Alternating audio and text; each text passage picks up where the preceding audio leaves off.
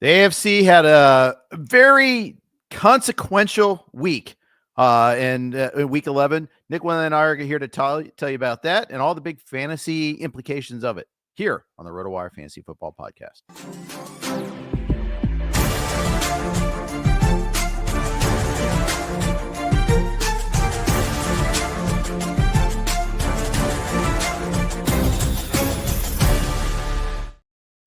Hey everybody, welcome to the RotoWire Fantasy Football Podcast. I'm Jeff Erickson. He is Nick Whalen. We are brought to you by DraftKings Pick 6 and Circa Las Vegas Casino and Resort and Stadium Swim and Sportsbook and all the beautiful stuff that goes with Circa.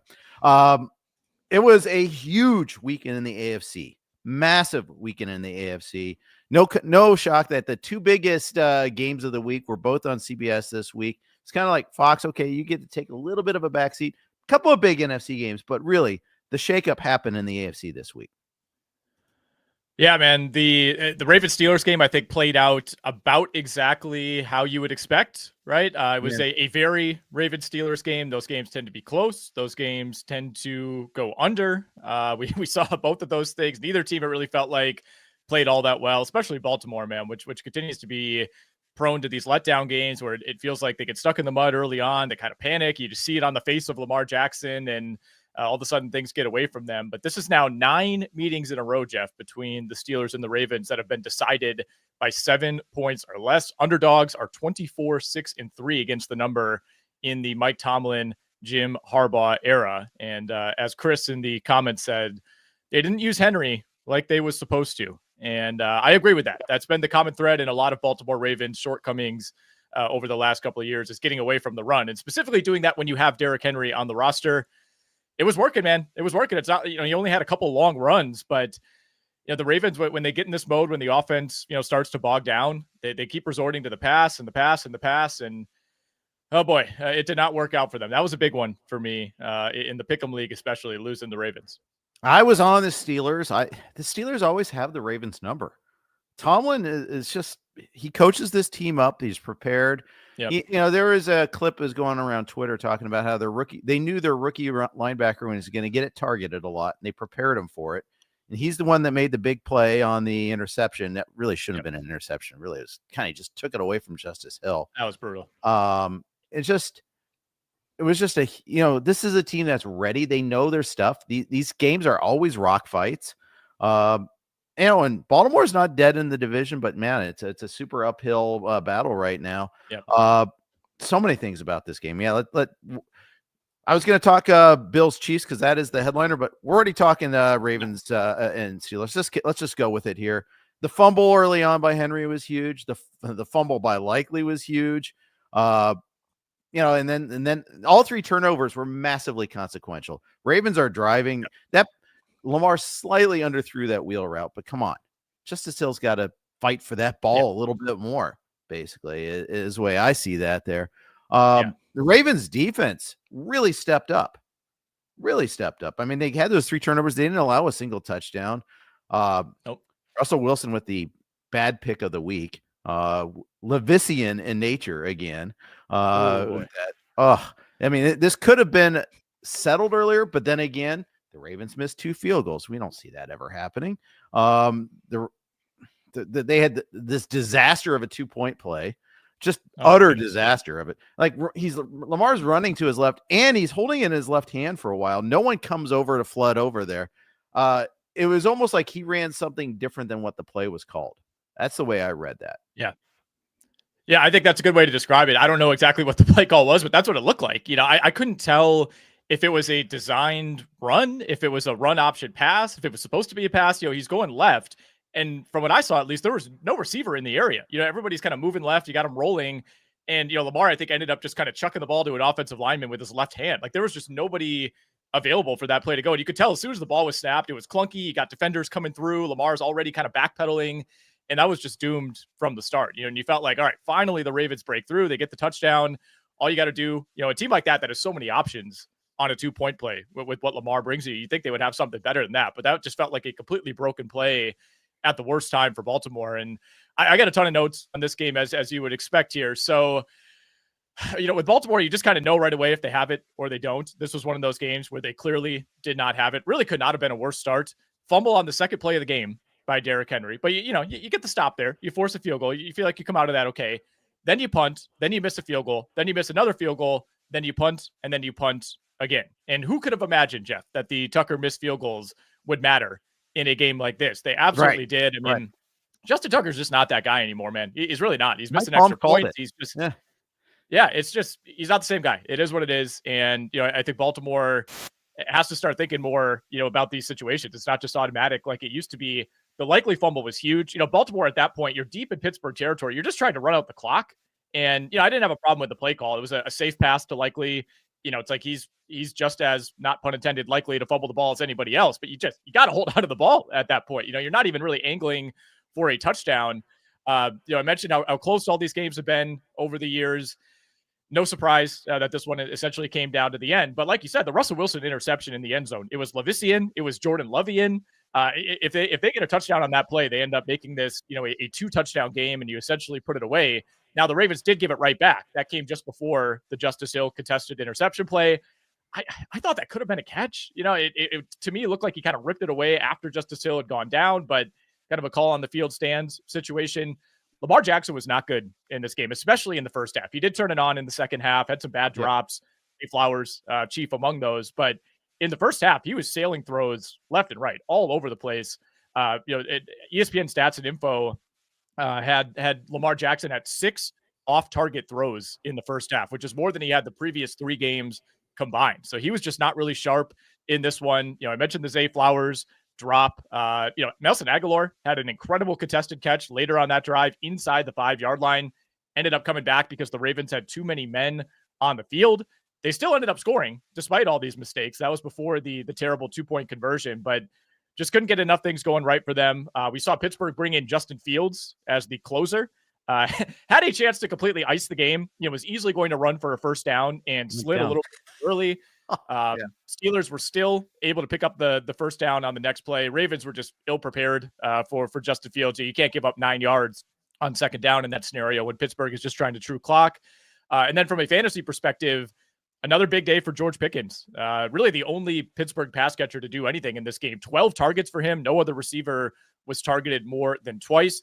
And then on the Baltimore side, still seeing low usage for Deontay Johnson, who played only 11 snaps. Had a target early that he couldn't come up with that would have been a pretty big play. And it's just, something seems off with him in Baltimore. It just doesn't seem like it's clicking there. Zay Flowers had just a brutal drop. Brutal drop. This was my main. You got to catch with your hands, man. Yeah. He's going at it like this. He's got the arms out. Yeah. He's got his elbows pinned. Catch it with your hands. Yeah, this was my main screen in the early slate here. I had, Red Zone on one channel and this on the other. Many times I just chose the volume on this because it's such an important, hefty game. And you just going through this here, I was like, whew.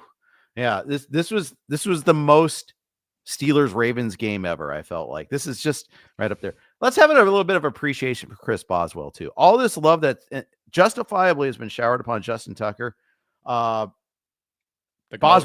is the man, dude. Especially thinking about this, I'm going to call it Heinz Field still because I know it's not that anymore. It's some other name and whatever. I don't care. But this is a tough place to kick, and Boswell just gets it done. This is twice now he's won a game single-handedly. He scored all the Steelers points, 18 points in this game. So a 51-yarder, in a game where Tucker missed 2, Boswell going 6 for 6. That says a lot. This is a guy that, and when you have field goal security, it's such an important thing. And when you don't have it, that we're going to get to that. But it's fleeting at times, but Boswell's been the man for a really long time now. It absolutely matters, man. And it's not just the efficiency with which he makes kicks, especially on a day like this. And it really extends back to last week. I mean, this was another disaster kicking week, right? Like last week we had Koo missing field goals. We had Jake Moody going 3 for 6. There were missed field goals all over the NFL. Tucker at the top of the list. Obviously we saw it in the Sunday night game with McPherson as well. If you were watching Red Zone in the early window, there were back-to-back plays where we saw, I think the Rams missed a 27-yarder. And then the Browns missed a 26-yarder. And I believe it was the Browns one that came after a penalty. You missed a 32-yarder. You get bailed out on this, kind of Hopkins. BS defensive and he's been penalty, terrible all year, by the way. He was awful. And it probably wouldn't have mattered in that game, but it was just a huge momentum crusher for Cleveland before the half. I mean, Chris Boswell's averaging 13 fantasy points per game. Like he's giving you as many fantasy points per game as Devontae Adams and George Pickens. He's giving you more fantasy points per game than Najee Harris on the year. And I'm glad I've been hanging on to him in the NFFC, Jeff. I mean, he had like almost 25 points this week. I mean, that absolutely matters, especially when you're taking a 0 from Tucker Kraft. Absolutely. Yeah, Tucker Kraft.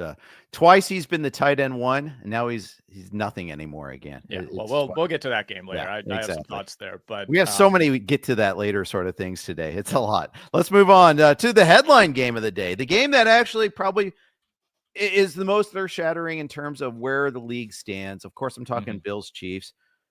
I think the Bills are the alpha in the AFC now. I know they were at home. I know the Chiefs are actually still a game ahead of them. And the Chiefs really need this home field advantage. I think if they go to Buffalo again in the playoffs, it'll be a different result than last year. Health assuming, because the Bills, they're them right now. Yeah, that was an impressive performance, man. And, I was on KC here, just kind of putting blind faith in Patrick Mahomes. And, for a while, it looked like that might work out. But I think a lot of the same issues that have plagued Kansas City throughout the season, once again, came back to roost here. I mean, this is not a team that is built to win a shootout. If the other team is scoring 30+ points, it's not going to go well for Kansas City because they don't have the offensive firepower. Mahomes is 3-0 against Josh Allen in the playoffs. Josh Allen is now 4-1 against Mahomes in the regular season. So you're not panicking here if you're Kansas City. And they are, as of right now, still in the driver's seat for that number 1 seed, but they still have to play the Chargers. They have to play Pittsburgh. They have to play Houston. I mean, Denver is by no means a gimme. We obviously saw that last week where they escaped by the skin of their teeth at home. Now you got to go to Denver. They do have a few cupcakes. They get the Raiders again. They get the Browns and the Panthers, but Buffalo, on paper at least, has the easier schedule. However, they still have to play Detroit and they have to play San Francisco. So I don't know that Buffalo is necessarily running the table here. So if KC drops one more game the rest of the way, Buffalo probably drops one more game. I think the Chiefs are still in position for that 1 seed, but Chiefs Steelers, by the way, is going to be a huge one as far as seeding goes in the AFC. Other notes from this game, big first quarter, at least for Xavier Worthy. Was targeted a bunch, was heavily involved, found his way into the end zone at the end of the first quarter. And then as the game went along, you started to see some of the shortcomings from him. Had another just massive game wiped out after he failed to get his feet in. I mean, it was the exact same play as a couple of weeks ago. Exact same play. And I'm not saying it's an easy play. It's not a play every receiver makes, but there was room there. Like you got to make a better effort to get defeated. Just wait. You can't blame the throw this time either. Not at all. Like not at all. The Monday night game, you could make a plausible argument that Mahomes threw it behind him a little bit. That this one though, you got to be aware. You just have to be. And we're in week 11. You shouldn't be making rookie mistakes anymore. It's like, come on. You got to have the play. The Chiefs don't get explosive plays anymore. Exactly. You got to have these plays. You got to be able to take the top off. And it's not like, oh, we'll get it next time. Next time doesn't happen. And you see this all the time. Especially in the NFL, you can't go back and call that play later on. It's going to be sniffed out. It's going to be covered. It's not going to be that open, period. I'll say Worthy made a really good contested catch earlier, which I was amazed he came down with. But man, you got to make that play. For a team that does not generate explosives, when you have an opportunity like that, you absolutely have to capitalize. I mean, the Chiefs had one play go for more than 20 yards in this game. One. I mean, the Bills had like 5 or 6. I mean, they had 4 different receivers who had a reception of at least 20 yards. I mean, that was your one big chance. It felt like to really capitalize, and obviously Worthy couldn't do it. I mentioned the Chiefs not being built for shootouts. They put this on the broadcast late in the game. First time in 30 games that Kansas City has allowed more than 28 points. So you wonder, how are the Chiefs winning these games? Well, it's the defense not allowing what happened against Buffalo to happen. Josh Allen is now the MVP favorite, by the way, at DraftKings, and rightfully so, in my opinion. I think Mahomes, his entire case rests on team record, and I think the undefeated season narrative to some degree, right? It's like if they would have gone 17-0, it kind of becomes like, when the Warriors won 73 games, like, well, Steve Kerr has to be coach of the year. Stephen Curry has to be MVP when you have a season like that. Now that illusion is shattered, it doesn't really feel like Mahomes has much of an MVP case to me. Maybe if they go 16-1, he's still in the mix. But I mean, his numbers are nowhere close to what Lamar's putting up, to what Allen's putting up, to even what Jared Goff is putting up. So this felt like, probably the nail in the coffin for his MVP case. A couple other fantasy notes here. DeAndre Hopkins only played 26 snaps, just 4 targets. That was interesting. The return of Juju Smith-Schuster ended up marginalizing him. Ty Johnson out-snapped James Cook in this one for Buffalo. We also saw a decent amount of Ray Davis. So Bill's kind of rotating those running backs based on script. Buffalo was excellent on third downs in this game, 9 of 15. That does not happen very often against KC. Two more notes for me. Khalil Shakir is so good. He's so good after the catch. He's so good at like getting those third downs, moving the chains. The Buffalo offense, he missed that game against Houston. Remember how poor Josh Allen looked in that game. Yeah. I can't overstate how important Shakir is to this team. You really saw it. They did this without Keon Coleman too, which I think matters a little bit. I think Coleman was starting to make some pretty big strides.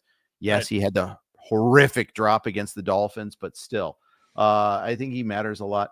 Oddly enough, we saw very little of Ray Davis in a game where we didn't see much of James. So, I think some of this is that the Chiefs just shut down opposing running backs. This is what they do. Right. Well, neither team could run the ball really at all. It was the usual for Kareem Hunt, where he's like flying all over the place. He's like flipping over defenders. He's spinning, and it's like all for a 2-yard gain. Yeah, exactly.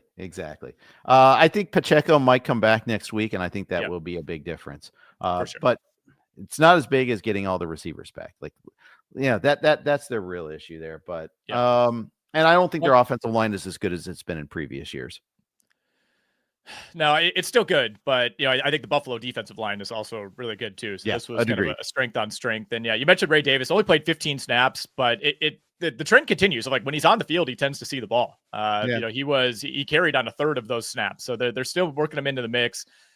Very poor day for James Cook yardage wise, but bailed you out with 2 touchdowns on the fantasy front. But that's really all I have here. I mean, you mentioned Khalil Shakir. I will give you one more note on him. Number 2 in the NFL this season in yards after the catch, which absolutely passes the eye test. And he was number 1 for a while. Your guy Jamar Chase overtook him last night. Yeah, he's pretty good at football. And good segue. Let's talk about this game. Another incredibly entertaining game. As a nonpartisan football fan, just want to watch a good football game. Last night was bananas. It was super fun. Same with a week ago Thursday in Bengals-Ravens.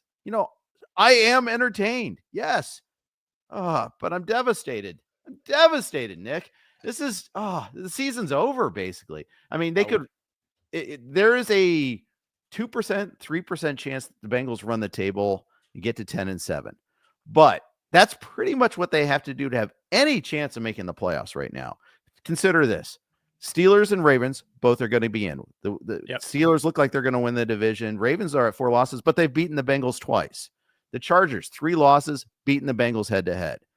The Broncos are ahead of the Bengals. We'll talk about the Broncos next. They're 6-5, have a head-to-head game. Do you really see the Broncos spitting the bit down the stretch? I don't. So, I mean, do they lose more than 2 games the rest of the way? The Bengals have to beat them, but they had to beat the Chargers too. Those are the 3 wildcard spots. Boom, done. Doesn't even matter what the Dolphins, the Colts do. It just the Bengals. It's such a waste of a brilliant year by Joe Burrow, a brilliant year by Jamar Chase. Whenever Higgins is healthy, he's amazing too. Just such a waste. They have a good defensive coordinator, and it doesn't look like it because the personnel's just not there. Trey Hendrickson's having a great year. It doesn't matter because they're not going to make the playoffs.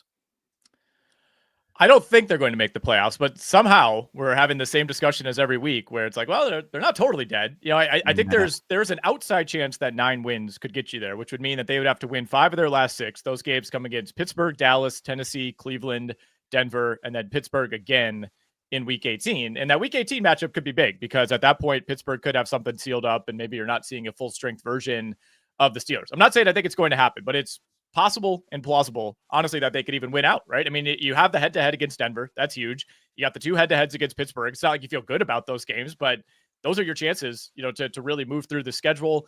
The Dallas game looks a lot easier than it did a few weeks ago, and certainly coming into the year. Tennessee is very beatable. Cleveland, dog team. We'll talk about them. It's not totally over, man, but you get that feeling, that sinking feeling. And, they lost another piece in the secondary last night. DJ Turner, likely done for the year with a broken collarbone. That's a big one. Evan McPherson, man, we were just talking about Justin Tucker, 15 of 21 on kicks this season. He is 3 of 7 from 50 plus yards, missed 2 kicks in a row to the left last night. I do wonder if it would have even mattered, because even if he makes both of them, you're up 6. And then we saw the Chargers put together like the fastest game-winning drive of all time, which was just brutal by a Cincinnati defense that was horrible for most of the night. But the second half, they were good. Right. Well, that's the thing. They're awful in the first half. And part of it was just Justin Herbert was so dialed in the first half. And I mean, Collinsworth was all over it. If you were watching this game with the sound on. Yeah. Second half, the Chargers go punt, field goal, punt, fumble, which was huge. Punt, punt, punt. And then the 4-play touchdown drive to win it with like 45 seconds on the clock. They took over 16-yard line, Jeff. 28-yard completion, 27-yard completion. Dobbins runs it in from 29 out. What the heck? Let me tell you, it mattered though, because the Bengals, after they got it, like the Chargers got that second pass to like the before the Dobbins run. Yeah. That they all of a sudden now they're like, oh shit, they're going to kick the field goal. And so they're trying to do whatever they can to try to strip. They're selling out for that. They get the running touchdown instead, because it didn't matter touchdown versus field goal at that point. Right. But if they're up 6 or even up 3, it matters. And it changes everything and how they call the plays. Maybe the Chargers think that they can go for the game tying field goal instead of trying to sell out for the, that there's a lot of different things that could go a lot of different ways. But going back to I'm going to belabor the point one more time in the Bengals, the playoffs here.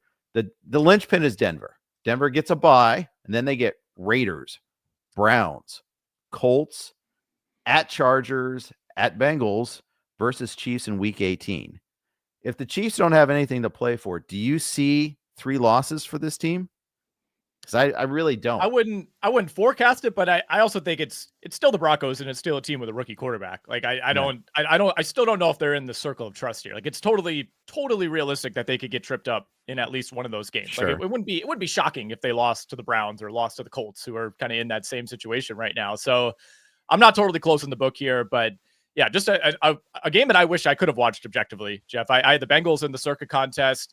I have T. Higgins in the NFFC, and I was going up against somebody who had Jamar Chase, which is just a brutal sweat, where you're like, you see Joe Burrow hucking the ball downfield, and you're just praying that as the camera pans, it's T. Higgins, and it's not Jamar Chase. So it's like Higgins actually ended up outscoring Chase, thankfully, because some of those late completions. And by the way, man, on Bengals' last drive, when it looked like, all right, you're getting the ball back, you get this huge 3-and-out stop. Now's the time. 3rd and 10. Joe Burrow just takes a little bit of contact to his arm. He had T. Higgins for a big gain if he can just get that throw off. If he throws that a third of a second sooner, it probably finds its way to Higgins. That drive continues, or at least in field goal range. Ironically, ended up being kind of a weirdly inefficient night for Justin Herbert, who started super hot, felt like he was just hitting everything. And it almost reminded me of like the peak Aaron Rodgers Packers teams, where like the amount of yardage that they were ripping off on some of these plays. I think he had like at one point 5 consecutive 20+ yard completions. I mean, it was just shot after shot after shot, perfect throw after perfect throw. Will Dissly ended up being the waiver wire pickup of the week, 4 for 80 and a touchdown. Ladd McConkey, 6 for 123 on 9 targets, although 55 of those yards came on the 2 plays on that final drive for the Chargers. You mentioned T. Higgins. He was back in a big way. Could have had another touchdown that was broken up in the end zone, almost brought that in. Bengals ran 78 plays after running 71 a week ago. That's about as many plays as you'll ever see a team run in back-to-back games. And then my only other notes here, Jeff, we can mercifully move on. Mike Gesicki, 0 targets, despite 50 passing attempts from Joe Burrow. And Jermaine Burton, man, I can't trust him. It feels like every single week he's open on a deep route, and he just misplays the ball. He looks slow. Like I get the appeal, I guess, but he's not looked like that dude. It just feels like there's a deep ball late where it just missed. And I almost feel like he was like Burrow threw it one place and he needed to be, and he's not good at running under the more ball. outside to it. Just doesn't track it right, or isn't quite in the right spot. It may look like it's Burrow's fault, but I almost feel like Burrow isn't that off usually. And he doesn't miss those with other guys. It makes me think it's Burton's fault. It might be my untrained eye, but Chargers in great shape, by the way. Now 7-3, 4-1. They are just they're clicking. They're really clicking. They need to get healthy. They didn't have Khalil Mack. They still got a good pass rush on Burrow, especially in the first half. They were swarming him under there. But they get Mack. It could be pretty impressive what they could do. And this is hey, this is Harbaughing. I mean, they're playing great football right now. Yeah. They're fun to watch. All right. One more game before we get our first ad break. We mentioned the Broncos. It's time to give them some credit. They murder death killed the Falcons. I mean, this was a squash from the word go. Total no-show by the Falcons defense and the Falcons offense. But I have to say, I am duly impressed. Again, Robert Mays, in the Athletic, in their podcast, they have the "You Have My Attention" segment. The Broncos have our attention. I mean, Bo Nix was incredible in this game. Super hyper efficient. 20. I mean, granted, it helps when you're going against a team that absolutely cannot rush the passer. 28 for 33, 307, 9.3 yards per attempt. Fantasy wise, we're going to remember this is the Audric Estime screw job game. But otherwise, I mean, just Broncos looked amazing in this game. Broncos looked amazing. I thought it was more of a no-show, honestly, by Atlanta. And sure, this felt like we have the bye coming up, look ahead type of game. And I mean, you think the Falcons have blown a golden opportunity to put this division away over the last couple of weeks. Yeah. I mean, the Bucs have lost 4 in a row. Atlanta has now lost back-to-back games to the Saints and the Broncos. And you mentioned Estime. I mean, that's the big fantasy takeaway. It's just a classic sly dog move from Sean Payton. Javonte Williams touched the ball, once last week. All of a sudden, he's back as the lead back. Audric Estime had 2 touches on the second drive of the game and then didn't touch the ball again until late in the third quarter when this game was decided. And it was just one of those days where everything was working for Denver. 4 touchdowns on their first 5 drives of the game, 6.7 yards per play, 4 of 4 on touchdowns in the red zone.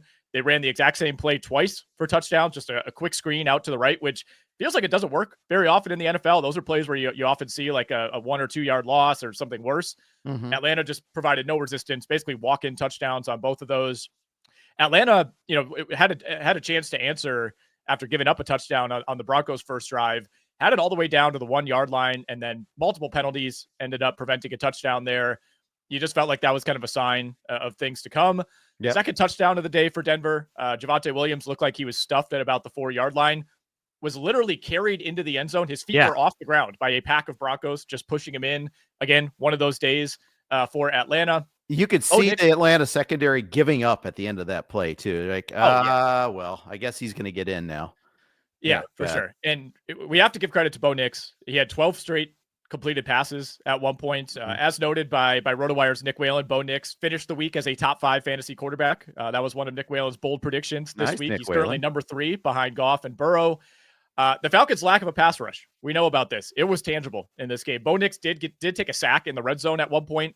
I want to make it clear, it was not because the Falcons sacked him. It was because he tripped on Mike McGlinchey's ankle and just fell down. Again, by the way. Yeah, right. Again. This game got so bad that we saw Michael Penix take over at about the 9-minute mark in the fourth quarter. He immediately hit a really nice deep ball to somebody named Casey Washington, who couldn't quite come up with it, just kind of lost control as he went to the ground. I also had the under 44.5 in this game, Jeff. It, of course, finished at 44. Wow. It was at 44 with like 12 minutes left in the fourth quarter. I had chalked this up as a loss. The Falcons played this game as if they were up 30 in the fourth quarter. Like Penix is in and they're just handing it off. They're taking the play clock all the way down. They were in field goal range on the final drive and just ran out the clock. It was bizarre. It was just a total give up. Yeah, absolutely. This game was like, utter disaster for every Falcons player you had. Bijan Robinson, 12 for 35, 4 catches at least for 28 yards. So he didn't utterly kill you, but that's not what you paid for. Drake London, 3 for 61. Tyler Algier, if you're stuck on bye weeks, had to start him. He had 0 carries, 0. I mean, it's just granted they were behind the entire game, and that just showed something there. Yeah. Darnell Mooney got hurt with the hamstring after dealing with an Achilles in practice earlier in this week. Kyle Pitts did another Kyle Pitts disappear, 1 for 9. Just disaster up and down. Just crazy. Yeah, well, the crazy thing is, like, for fantasy, it's not that bad when you're down, 2 or 3 scores early in the second half. Oftentimes that leads to a ton of garbage time production, but it was the degree to which Atlanta just never competed in this game was shocking. I mean, there was just never really felt like they were putting any sort of run together. You got no production in garbage time. Obviously, once Cousins went out, you kind of knew it was over. First time in his career, by the way, that he's gone back-to-back games without a touchdown pass. Only other fantasy note I have here is Cortland Sutton continues to quietly have a really nice year. He's up to 15th in total PPR points. He's somehow still behind Chris Godwin, who's missed, I think, 3 games in a row plus a bye week, which speaks to just how crazy he was before going down. And then you mentioned Mooney. If they didn't have a bye next week, I'd be a lot more worried about that. But my guess is he'll probably be good to go by week 13. Exactly.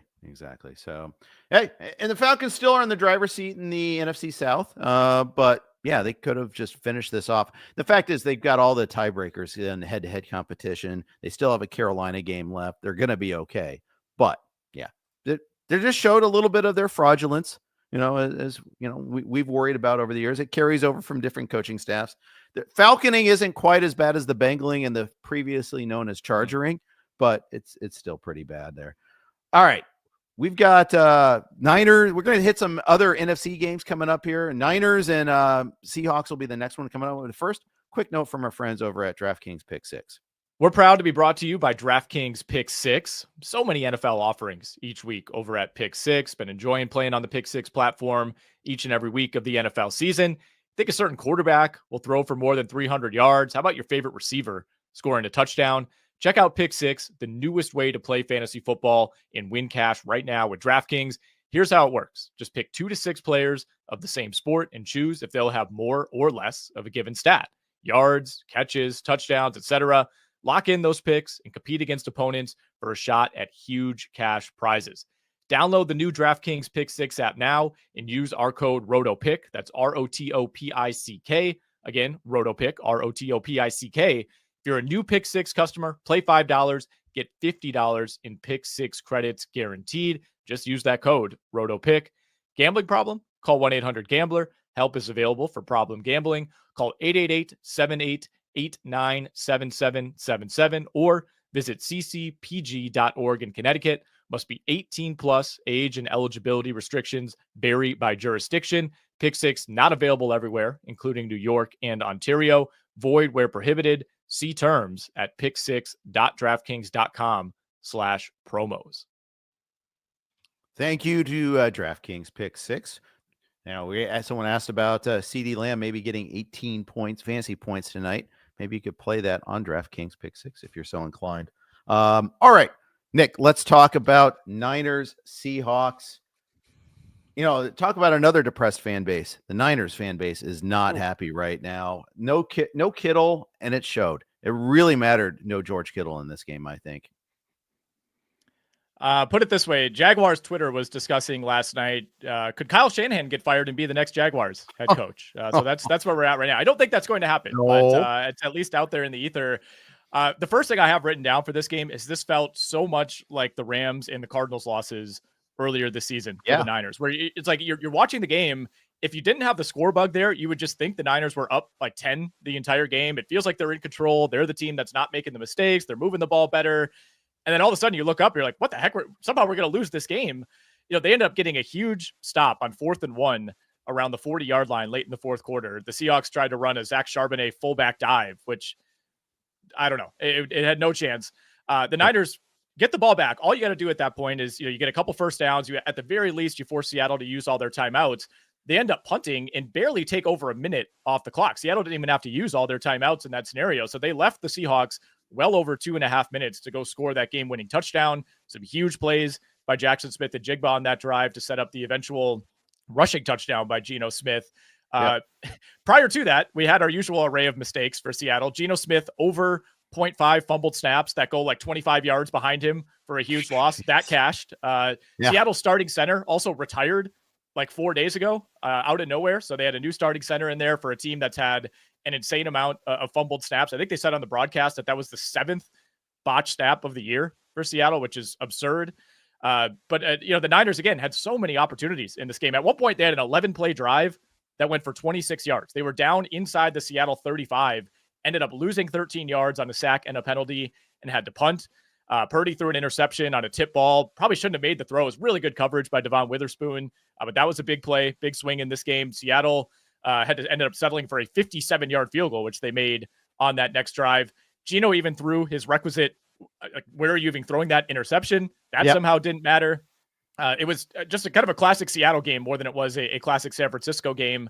Keep an eye on Nick Bosa, by the way. He left in the second half after aggravating that hip injury. We saw the Niners defense fall off pretty hard, like essentially right after he went out of the game. So that'll be something to monitor going into next week. And much like the Green Bay Packers, who we'll talk about later, the San Francisco defense just could not get off the field in the second half. They allowed multiple long drives. I mean, Seattle's last 3 drives went for 11, 10, and 11 plays. So it was partially, the defense letting them down, but partially because of that, the offense just having so few opportunities. Yeah. Yeah. And hey, San Francisco needs to be better in the red zone. I think that part is very clear. They're just okay running the ball with McCaffrey. It turns out it's not really Jordan Mason's fault. Who knew? But I mean, McCaffrey's 4.2 yards per carry. It's pretty good. Got a lot of usage, but it wasn't the big day we were expecting, especially after against a gettable Seattle defense here. I really do think there's a little bit of post Super Bowl hangover effect on this Niners team. I think, some of this is, hey, you play more games, you go deeper in the season. It makes you more prone to injury. I think the injuries have caught up to them a little bit. Not that, the Ayuk injury didn't hurt them as much as I thought it would. Jennings has really stepped up. Jennings was a beast yesterday. He was great. And JSN was great in this game. We really saw the genie get out of the bottle in the Rams game before the bye for Seattle with JSN. I don't think you can take that back out. I mean, I think you finally see it. Tyler Lockett had 3 targets.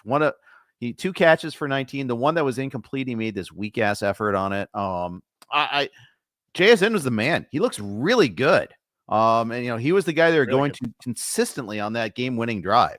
It was very much like Jennings when Jennings had the touchdown on that drive. He had like 4 catches on that drive, a lot of first downs. The guy they go to on third down, and this is something to build off of if you have him. I think I really do think this is something that this is now. He's gonna go 3 for 38 next week, and I'm gonna look like an idiot, but. I really think this is the new Seahawks. They just have to keep incorporating him. He's top 10 in the NFL in yards after the catch. He's now 10th in total PPR points on the year among receivers, 8th in total receptions, 13th in yards. Does just have the 3 touchdowns, so that's what's holding him back from what feels like a true breakout. But if you held through the first 6-7 weeks of the year, you're starting to be rewarded on JSN. And it did feel like Geno was looking his way more than anybody else. I mean, DK Metcalf had some big plays. Really feels like Lockett's been the guy who's finally starting to be marginalized. But yeah, JSN's been just kind of a different cat these last few weeks. You mentioned Juwan Jennings, 10 catches on 11 targets. Jennings, Debo, and Pearsall were really the only 3 receivers who were involved for San Francisco. And Pearsall a man named Eric. Yeah. No, not really. I mean, he played about half as many snaps as Jennings and Debo. A man named Eric Saubert stepped in for George Kittle and did absolutely nothing. 1 target on 61 snaps. Jordan Mason only played 2 snaps, 2 carries for him. You mentioned the Niners struggles in the red zone. They are 26th in red zone touchdown percentage on the year. Still a good chance to me that Arizona stumbles at some point. Like I don't think the NFC West is decided. I don't think we can just hand it to the Cardinals. But if the Niners don't win the division, they probably need to get to 10 wins. So that means you have to win 5 of 7 against your remaining opponents, which are Green Bay, Buffalo, Chicago, the Rams, Miami, Detroit, Arizona. Not really a true cupcake in there. Yeah. Well, the whole division's, Arizona's 6-4 and the other 3 teams are 5-5. Seahawks schedule: Cardinals at Jets, at Cardinals versus the Packers versus the Vikings, at the Bears, at the Rams. There's not a coasting win there either. As much as we may, I think the Jets. They're going to be an underdog against the Jets. I bet you they'll be an underdog. I don't know. It's Seattle. They don't get a whole lot of sportsbook love. The Jets are still at home. I know the Jets stink, but I don't know. I mean, we're going to get to that game in a second here, but it's not like this. The Jets ever. I feel like the Jets are never a blowout team, and they're never going to blow some. They're not going to get blown out, and they're not going to blow anybody else out. Maybe that's fair. I will say, look ahead for next week against Arizona, or this week now. I guess it's not even a look ahead anymore. Cardinals, 1-point road favorites at Seattle.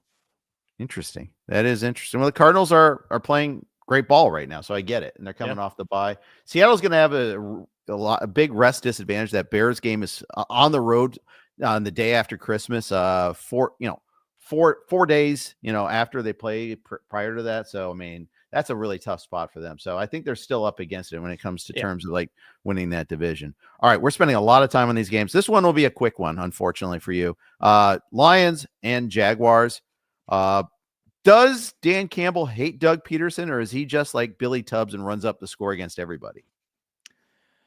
It's not like the Lions were even trying to run up the score. It's just Jacksonville is just that bad, man. The story came out on Friday or Saturday for me and Rappaport that, Peterson and Balky are basically gone if this game doesn't go well. So, I don't think anybody would realistically expect the Jags to win this game, but you had to at least compete. That message was out there. You can't get blown out 52 They did not compete. This could not have gone much worse. I'm shocked that we're recording this, on Monday morning, and Doug Peterson is technically still the Jaguars coach. I think that might change in the next 12 hours or so. Jags are now in pole position for the number 1 overall pick. Would be the 3rd time in 5 years. That has never been done before in NFL history. I even went all the way back to like AFL history. No team has ever had the number 1 pick 3 times in 5 years. The Jags were outgained in this game, 645 to 170. 3rd biggest yardage differential in NFL history. Detroit now has double the point differential of every other team in the NFL except for the Buffalo Bills, and it's close even with Buffalo. Zadarius Smith showed up for the game in a Rasheed Wallace Pistons jersey. Really bad sign for the Jaguars. Really, really bad sign. As soon as I saw that, I knew this wasn't going to be good. The Lions, of course, scored 7 straight touchdowns to open the game. They were at 9 yards per play in the first half. They were up over 10 yards per play after the long Jameson Williams touchdown in the 3rd quarter.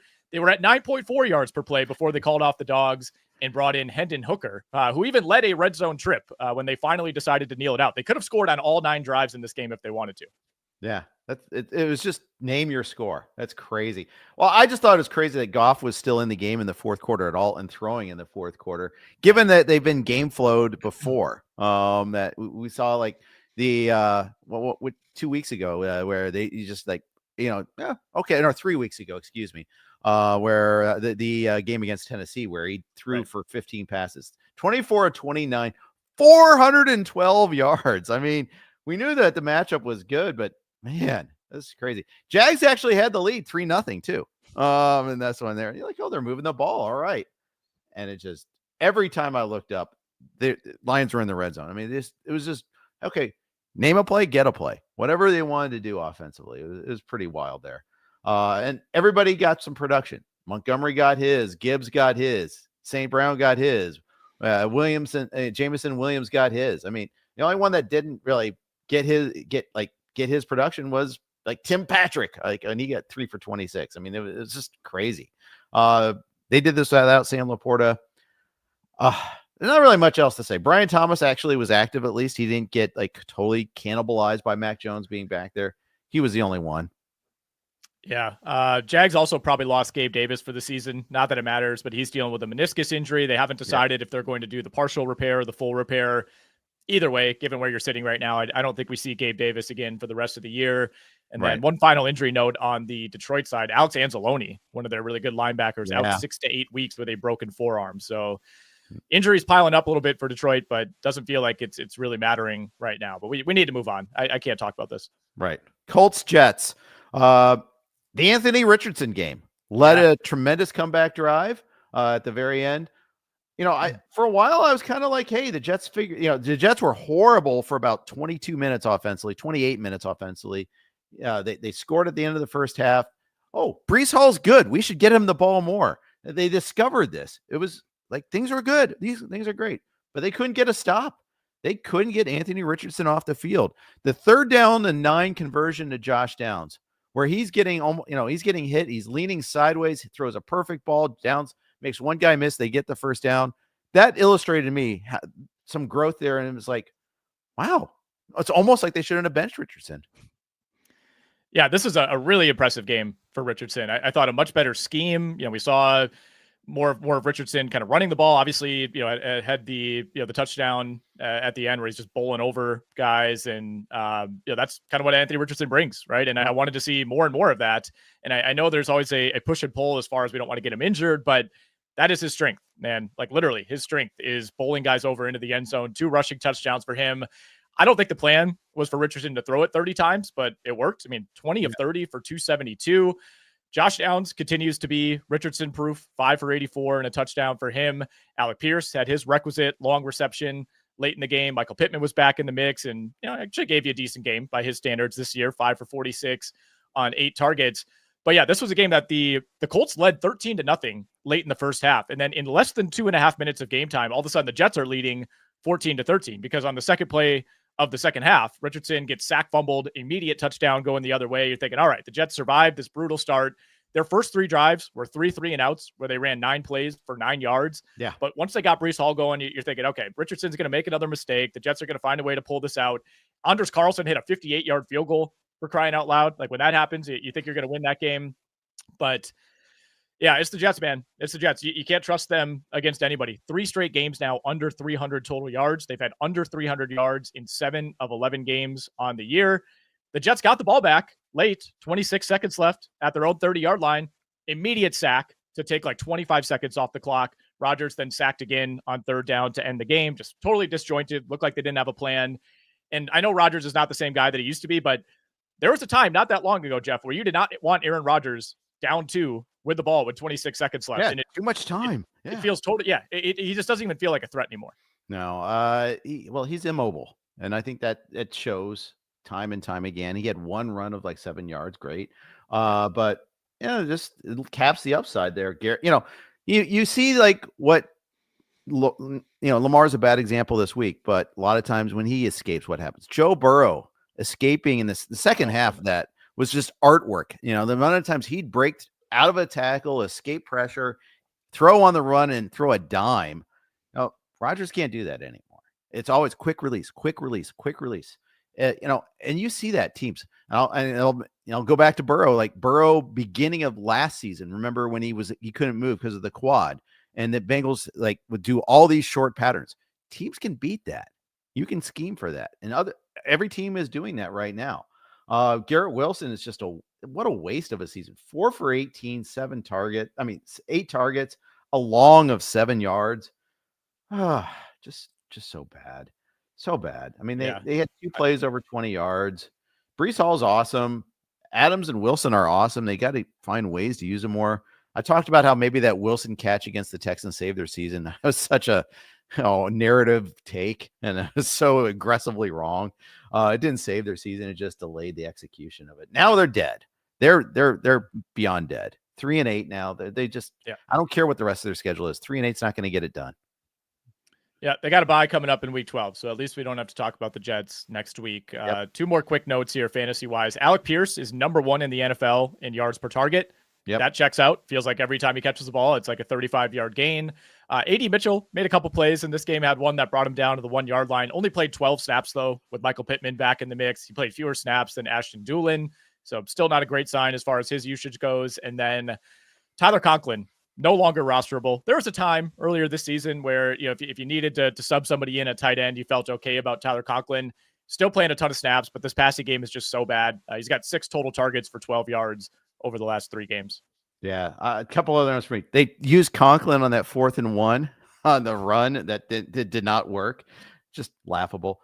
The Jets defense sold out to stop Taylor at work, 24 for 57. But the consequence is that they made Richardson beat him, and Richardson did beat them. That Pierce had that 39-yard catch on the game-winning drive. Huge play in that game. Josh Downs' value was saved. That was nice. And I'm stunned that Mitchell didn't score on that that 33-yard catch. Open field play, I could not believe he didn't get in. But they did score subsequently, so it didn't matter. But, all right, let's move on. Because we got a lot more. We're going to fly through a couple of these, but we can't fly through this next one. Packers-Bears. There was so many things going on in this game. The Bears played much better. Their offense was much better. And the big key to me was they let Caleb Williams run, or they encouraged Caleb Williams to run.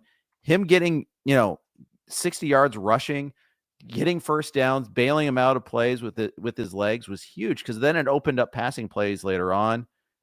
Mm-hmm. Yeah, at the end of the day, though, they played for a field goal. It got blocked. They lost. And the thing is, they were kind of lucky to be in that position. Jordan Love had a terrible red zone pick. There was also a fourth and goal. They didn't make it. They got no points out of that. But yeah, there weren't that many possessions in this game because the Bears were running the ball so well.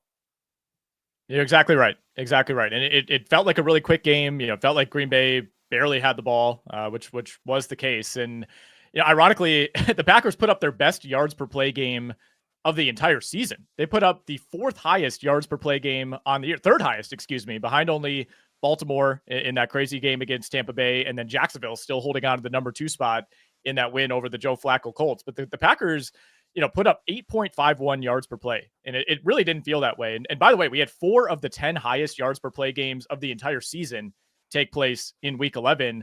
Packers are now 51-15 straight up against the Bears since 1992. They have won 27 of the last 30 meetings. They absolutely did not deserve to win this game. We'll talk about the field goal and that execution in a moment here. But the Packers get off to a great start. They get the ball first. They march right down the field. One of their best drives of the entire season. Yep. Jordan Love finds Jaden Reed open in the end zone. They caught Chicago with too many men on the field, and they jumped offside on that play. Still found Reed for the touchdown. The Packers didn't even face a third down on that drive. Like, really couldn't have looked easier. You think you're just cruising to another Bears disaster. But the Bears offense, man, I didn't know if there was such thing as a post coordinator firing bump. If there is, they got it here, because the Bears converted more third downs on the first 2 drives of the game than they had all of last week. They were 6 of 40 on third down over the last 3 games coming into this one. They were excellent on third down throughout the game.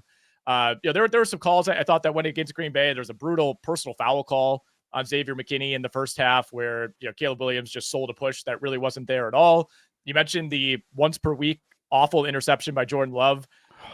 I don't understand. I don't understand it. You threw the ball 5 feet over Tucker Kraft's head. It wasn't really under pressure, just a total miss. Miss. Like, you can, the one against the Lions that was returned, it's pouring rain. You're trying to run this convoluted screen pass. You can see how that would happen. There's just no excuse for Love making that mistake and taking at least 3 points off the board. Caleb Williams got loose with his legs. He was over 50 rushing yards in the first half alone. So the vast majority of that production came early on. I thought Caleb Williams played a really good game. He had receivers open all over the place. The Packers were just not prepared defensively at all. Matt LaFleur looked beyond flustered this entire game. Quay Walker, of all people, who's like their worst player on defense, is trying to fire guys up on the sideline. They had the Bears in a 3rd and 19. So after the Packers score the go-ahead touchdown on the Jordan Love run, Bears are in 3rd and 19. Williams picks up a big chunk on third down, and then they throw it, essentially a jump ball on 4th down, which is what you want to see as a defense, right? Like, those are low percentage plays, and Keyshawn Nixon just doesn't turn around. Beautiful throw, beautiful catch by Roma Dunze to set up the field goal attempt. And oh man, the Bears had a 2nd and 8 at the 28-yard line with 32 seconds on the clock. They ran it all the way down to 3 seconds to attempt that field goal, had a timeout in their back pocket. You could run 2 more plays if you want. You have a chance to pick up at least a couple more yards on the ground. You could try to throw the ball if you want to make that a closer attempt. They declined to do so, and they paid for it. It's almost like they didn't trust Caleb Williams. They did trust him to not make the mistake, not get the sack. He was sacked earlier on that drive, and he sacked 3 times. The two of them were on that drive. Yeah. Bears offensive line isn't very good. It's still not very good. It's not great at pass protection. So I get it. I get why they did that, but I'm with you. The other thing is, earlier in the game, Cairo Santos nailed a 53-yarder, but it was a very low kick. And I almost wonder if, Green Bay schematically put their tall guy right up the middle there. No, they said after the game that they scouted Santos and noticed that he has a lower trajectory than average. Yeah, and that mattered because, it was a lower kick, just like the 53-yarder that went in earlier. At first, I thought, that the one that made it, you're like, oh, did it get touched? No, it's just a low kick, and it made it. But, maybe that's something you have to do in Chicago. Maybe because, it's one of those tough places to kick.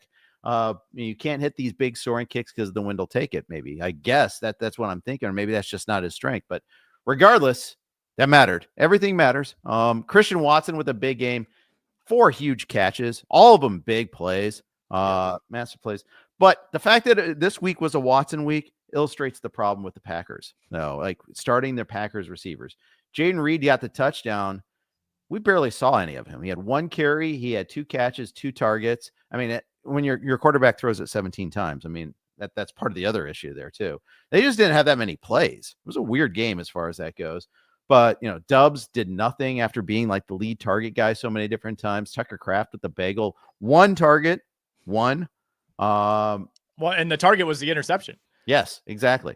They just didn't have the ball that much. No, they only ran 46 plays. The Bears ran 72 plays. Just no volume to be had in the passing game at all. Yeah. You mentioned Jaden Reed only played 26 snaps. 26 snaps. I mean, a lot of that is just scheme based. It's not like they were taking him off the field for like disciplinary reasons. He only ran 12 routes on the day. And like you said, only had the 2 targets. So just a really weird game. I mean, Green Bay, honestly, huge to get a win here. Didn't feel deserved at all. They've now failed to cover 4 in a row, but brutal schedule coming up. I mean, this things would have gotten really dicey in the NFC playoff picture had Green Bay not escaped here, because you got San Francisco next week, Miami, Detroit, Seattle, New Orleans, Minnesota, Chicago coming up after that. Yeah, absolutely. So, but hey, at least the Packers are sitting pretty in terms of making the playoffs. Especially because the NFC being what it is there, that it's so there's such interesting separation there that there's not too many wild card contenders. So that they need the NFC West to keep beating up on each other, which probably happens. Yeah, just look at all the team schedules in the NFC West, and you can see what that's going to happen there. We're going to talk Dolphins-Raiders next, but first, quick note from our friends over at Circa. As always, we love Circa, and we appreciate their sponsorship and just being good friends with us all throughout the time. We're going to move on to Dolphins-Raiders, and we're going to fly through some of these other games here on the periphery of the playoff race, but not a massive part here. But the Dolphins, this is closer and closer to them looking like the real Dolphins offense, but it's the caveat that you're playing the dysfunctional Raiders. Yeah, I mean, they have one of the easiest remaining schedules, Miami does. You still get 2 against the Jets. You got New England. You got Cleveland. A few tough games mixed in there. Got to go to Green Bay on Thanksgiving. You got Houston and San Francisco. But they're in the mix at the very least. Raiders, I thought, did a decent job of hanging around in this game, as they tend to most weeks. I mean, Brock Bowers, a complete monster. 13 catches, most ever by a rookie tight end in a single game. He remains well on pace to have the best rookie tight end season ever by a good margin. Should be tops in both catches and yards by a lot. He's also somewhat on pace to break Puka Nakua's rookie receptions record. He needs 36 catches over the final 7 games to break that record. He's right now second in the NFL in total receptions, behind only Jamar Chase. He's 9th in total yards. Could take over first place next week with Cincinnati on a bye. Michael Mayer was back in the mix for Vegas. Bowers still played 62 of 65 snaps. So we saw Mayer out there for about half of those on 2 tight end sets, but really didn't impact Bowers' usage at all. Right. Speaking of tight ends, Jonnu Smith, long touchdown. The other pickup game of the week. Yep. He's now the tight end 8 on the year in total PPR points, 28.1 PPR points this week, 3rd among tight ends behind Taysom Hill and Brock Bowers. Don't really have much else here. There was a report today that Mike Vrabel is the favorite to become the next Raiders coach. I actually would kind of like that if the rest of the Raiders were so not dysfunctional, and so we're not so dysfunctional. Because I any coach could be great, but he's got to have the right, support behind that there. Yeah. Twitter question. Buzzard asked, do you think Waddle is droppable? Another bad game for him. This is on a series of bad games. This isn't a game flow situation too. They were still throwing the ball a decent amount, 36 throws, 3 targets for Waddle on the day. In shallower leagues, he might be droppable. He's still one of those guys that you're terrified to drop because you're worried that the 25 fantasy point game is right around the corner. I do think they have some decent matchups. You get the Patriots, the Packers, and the Jets in your next 3, but you're also coming off of games against the Rams and the Raiders where you threw the ball well, and it's like those would have been good matchups, for Waddle. So it depends who's out there, as always. But if you need to make room for somebody that you feel better about, I think it's justifiable at this point. We're 11 weeks into the season. Yep. 2 Raiders running backs got hurt. Both White and Madison got banged up in this one. But I'm not going to tell you to go pick up Amir Abdullah. I'm not that mean. I'm not going to do The Raiders cannot run the ball. They cannot. Their leading rusher was Jacoby Myers, who carried once for 20 yards. Don't even think about it. All right, Vikings-Titans. This one does matter for the Vikings in terms of playoff picture. I'm not convinced that they're going to I can't wait to bet against Sam Darnold in a playoff game. Let's put it that way, if they do make it. But this game, Jordan Addison, it was a big Jordan Addison game. Jefferson got his yards. The game was over when the Vikings got the second chance. They got the 4th down, got a pass broken up, and they called it unnecessary roughness on a play that I thought was outrageous. outrageous call. The guy was just playing defense, and I hate how the NFL is this way. He did launch, but it was with his shoulder into the guy's chest to break up a pass. That was breaking up a pass. That's how you play football. I mean, I don't know. I thought that was an outrageous call. The refs doubled down on that, gave it Callahan a flag after to make it from the 1 to the half yard line. That didn't matter. They scored on a QB sneak after that. Honestly, I thought the game was over after that because Tennessee can't just do anything offensively. No, the Vikings defense did step up though. They got 3 straight big stops late in the game. Yep. They built this 10-point lead, and the Titans go out on downs on consecutive drives around midfield, and then throw the Will Levis interception, which was just a desperation play. We did cash our Will Levis interception prop bet from the sports betting podcast, by the way. Took until basically the final play of the game to do that, but I thought this game played out about as expected. You knew the Titans would bring the fight, but as long as Minnesota avoided the insane mistakes that they were making the last couple of weeks, they should have been able to win comfortably, and they did. Vikings did turn the ball over early in the game on just kind of a bad exchange between Sam Darnold and Aaron Jones. But after that, it was clean. I mean, they gave up a 98-yard touchdown to Nick Westbrook-Akina. That wasn't ideal. That brought Tennessee back into the game when it felt like they were dead in the water. Justin Jefferson, another just good, not great game for him. Like he's still rock solid. You're not really complaining, but he only has 1 touchdown now in his last 6 games. He's only seen double-digit targets in 1 game this season. Continues to be really efficient. Again, continues to give you high-level production, but you're not seeing the Jamar Chase 33 fantasy point games out of him. No, this is not a Jefferson issue. This is a Darnold issue, though, right? Yeah. Of course, yeah. Yeah, that's what I think. Tennessee couldn't run the ball at all. 19 for 33. Tony Pollard 9 for 15. Eek. Tough week. He was being outsnapped by Tajay Spears until Spears went out late. Yeah, and that's what Spears does is he goes out late. That's what he does. But Pollard 2 for 14 in receiving as well. Minnesota couldn't run the ball either. 15 for 39 for Aaron Jones. He got the snaps. He got the requisite snaps, but just couldn't do much with it there. It was one of those games that there's not a whole lot to say about that. So let's not say a whole lot about that there. We are on the BlueWire Network. Thanks to BlueWire Network. Here are their ads. Thank you for your indulgence. Thanks to BlueWire Network. Always happy to be on there. They've been good to us for a very long time. Rams-Patriots. This game was actually not bad. This was an okay game. Not like, we had other games we were paying more closer attention to in the early slate, but there's some fun plays in this game. Patriots are borderline fun to watch with Drake May, man. I thought he looked really good. Ended up throwing an interception that sunk any chance of a late comeback. It was eerily similar to the interception that he threw against Tennessee a couple of weeks ago, but he makes 3 to 5 really impressive plays every single week. I mean, there was one in the first half where he's moving right, throws across the field, kind of an awkward arm angle to Pop Douglas for a big first down. Rams brought the blitz. I mean, May had multiple guys essentially running free. He hangs in till the last second, delivers that throw. I thought he was really, really good throughout this one.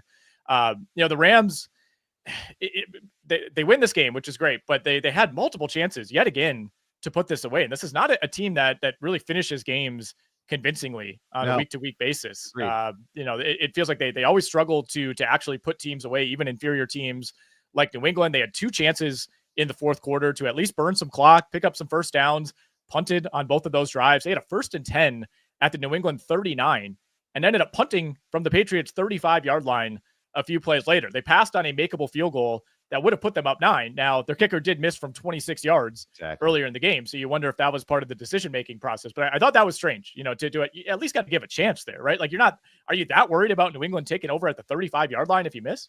Yeah, and especially because if you make it, all of a sudden you're up 9 points. You're up 2 scores. Exactly. I thought it was crazy. The only way, I mean, I guess they were worried about field position, and I don't know. It was kind of a back-ass words play, but it worked. They got the pick after that. They got some pressure on May. Douglas didn't turn to look for the ball. It was an easy interception for the safety. Kyron Williams was actually pretty efficient for once. 15 for 86. Not, he had one 18-yard run. Can't really bag on him too much, but it was less volume than you usually get to. But maybe that's a good thing. Maybe that not running the ball a ton is probably not so bad. You look at the stats in this game, you think, why didn't the Rams score more than 28? This is really what I look at. You look at the efficiency there and you're like, why didn't they score more? But things like that, missed field goal. not going for a field goal. I mean, these are things that matter a little bit there. Yeah. Pats, this is actually an ideal result for the Pats, by the way, though. Drake May plays pretty well. They lose. They stay higher in the draft order. I mean, after winning last week against the Jets, that hurt their draft pick order there a little bit. They got to figure ways to kind of, because obviously you want to get, get the highest. It's not just the first round; it's other subsequent rounds too, where you get that higher pick. It matters a little bit there. There's a receiver out of Arizona, Tetairoa McMillan, by the way, who I think will be a perfect fit on the New England Patriots if they're in position to get him. I think that would just be ideal for Drake May. Big body, super athletic, just makes crazy catches every single week. I think that's the type that they need in this offense. You mentioned, I mean, this was the Rams' best offensive game of the season. This was one of the 4 top 10 yards per play games of the year, 7.9 yards per play for the Rams. Monster first half for Puka Nacua, 6 for 117 and a touchdown in the first half. Did go out briefly after making a diving touchdown catch, ended up returning. Cooper Kupp was quiet in the first half, 2 for 10 and a touchdown, ended up having a huge second half. He finished as the wide receiver 3 on the week pending Monday Night Football. Big, long touchdown to Cooper Kupp in the second half that really broke this game open. Stafford, that's the last thing I'll say on this, was completely dialed in. This was, I thought, his best game of the year. A lot of really difficult throws, kind of moving around in the pocket, back foot, had a beautiful touchdown to Colby Parkinson in the back of the end zone. Even the throw to Kupp, I mean, that was well covered. And Stafford put it in the one spot where Cooper Kupp could catch that and accelerate upfield. Exactly. Flash the 0 to the sideline for cover 0 afterward. Yeah. Fun stuff. He looked really good doing that there. Last game, lots of fantasy consequence, not much real life consequence. The Saints beating the Browns, and this is one where a lot of good things that where I'm like, this was some fun offensive stuff. It was kind of the screw job on Cedric Tillman. Everyone was telling me I had Tillman too low. He should have been a top 10 play. He wasn't. It was 0 points for a while, ended up 3 for 47. But that's because Jerry Jeudy went off. Elijah Moore went off. David Njoku. I mean, Winston got his yards. There's no doubt about that. He also did get, he also did have get sacked 3 times, but he didn't get picked off. 395 passing yards. How do you only end up with 14 points? I don't get it. Well, it's because you're the Cleveland Browns, and this is one of those games that you just knew was not going to go well for the Browns immediately. They get stuffed on 4th down on their first possession. Saints move it right down for a Taysom Hill touchdown. Taysom Hill, by the way, far and away the leading fantasy producer of the week at any position, north of 40 points in PPR. We saw everything from Taysom Hill. We saw rushing touchdowns. We saw him throw an interception. We saw him throw a pass on a trick play. We saw him fumble the ball. We saw him throw an interception. I mean, he ran the gamut of just about everything you could do in an NFL football game. This was another game, Jeff, where I had the under 44.5. And I felt pretty good about it because, with under 3 minutes left, we're sitting at 44. Browns go out on downs. That's what we needed. Just need the Saints to run out the clock. You're up 2 scores. What happens? 75-yard touchdown from Taysom Hill, who just goes untouched. I mean, the Browns defense gave up an enormous amount of big plays. Really, both defenses did. But the Saints had touchdowns of 33, 71, and 75 yards yesterday. The Browns also missed 2 field goals in the first half. That was one where, they missed the 32-yarder penalty and then missed a 27-yarder. That felt like a really bad omen. Comically bad throw by Jameis before the field goal attempt, like into 3 defenders, somehow was not intercepted. Yes, so he tried to throw one and just could not. You mentioned Jerry Jeudy. A lot of that yardage came on an 89-yard touchdown after the Browns got nothing on their first couple drives. All of a sudden, Judy's just untouched for 89 yards, and like 80 of those were yak yards. Jeudy, Njoku, Moore, and Tillman all targeted at least 8 times. Final note I have on this game, Kadarius Toney's on the Browns. Had no idea. Kadarius Toney did play a few snaps. Lost 7 yards on a run. So he's in midseason form already. So good for him. At least he didn't commit like a brutal penalty to negate a good play. But their MVS had his one all or nothing play. It was all again this week, 2 weeks in a row where he had that. So us being scolds telling you not to spend much on MVS, you laughed in the face of danger and you won this week if you had him, because let's face it, 1 touchdown and the 87 yards, that pays a lot of bills. That's fine. That's a great waiver wire pickup for a week. Disappointing, sneaky disappointing game from Alvin Kamara, 16 for 67 and 4 for 22. I mean, it's a floor game, but with nobody else on this team, you see Taysom Hill get all this here. It's just like the gnashing, the grinding of teeth. it's brutal. I mean, yeah. Weird game. I thought this would be a much better spot for Nick Chubb. It was not. Cleveland only rushed for 66 yards as a team. Yeah. Part of that was trailing for much of the second half, but he was fine. You and I talked about it. Yeah. He was fine. They just had to get away from it. I just thought if there was ever a Nick Chubb spot, this would be it. Yeah. But I don't have anything else on that. The only note I'll give you on the way out is I was looking at, defensive numbers last night, doing some decent stuff. We have not had a single shutout so far this year, Jeff. We had 8 shutouts last year. Not a single one on the board yet. A lot of points on the board this week too. After 2 down scoring weeks in a row, 47 points per game going into Monday night. Yeah, it's more like it. Yeah, there was a lot of fun. Last week was the down scoring week, right? It was Bengals Ravens 40.7 last week. Yeah, and then recovered. So yeah. One other note: Daniel Jones has been benched. Not only just benched, he's third string. Tommy DeVito getting his chance, because let's face it, Drew Lock has been vetted. We know what he is. So DeVito probably isn't anything, but you know what? The Giants might as well find out, see if he's backup worthy in this league, because they're drafting a quarterback next year. Period. I think that's the takeaway here. And I think there are some motivations the more you look into this for why Daniel Jones is being benched right now. Injury guarantees on his contract for next year, and also why they're not pivoting to Drew Lock. Somebody put this out there, a Giants reporter, that he has a bunch of like fairly attainable incentives where it's like if he plays X percent of snaps, if he throws X percent of yards, completion percentage, things like that. So I think part of the reason they're not pivoting to Drew Lock is they don't want to pay him any of those potential incentives. That's kind of frustrating. And players will notice that, when they're signing with you, they're going to monkey around to avoid attainable incentives for backup quarterbacks. Why would you ever sign with that team? But yeah, especially if you're a highly capable backup, for instance, there, right? Why would you sign with that team? The Jones thing, totally understandable. I get it. He's gotten his money. He's gotten his guarantees. I don't feel bad for him. It's the marginal players. When you go out of your way to screw those guys, players notice that sort of thing. So, but whatever. I don't really care too much about the Giants. Also fun fact. If you can go pick up Tommy DeVito in a lot of platforms. Yahoo, you can. Some of my sleeper leagues, sometimes the players on bye are not under waiver system, so you can pick them up, but they haven't played yet this week. If you're in a super flex league, you need a quarterback with 6 teams on bye this week or 6 teams on bye in week 14. Might as well go grab him now if you can, so you don't have to, beat the rush. You don't have to bid on tab on him. And I know I'm without a quarterback in one league because Scott Pianowski's faster than me in doing such said thing in the Derek Van Riper Pentathlon league that we're in together there. So be it. All right, that's going to wrap up today's show. Big thanks for everybody tuning in the live stream and for those of you listening on the podcast. If you liked it, please smash that like button, hit subscribe so you know when the next one comes up, and check out RotoWire, rotowire.com/pod. That's going to wrap us up for tonight or for today. Check us out tonight on the SiriusXM show from 8 to 10 Eastern Time. Thanks for listening.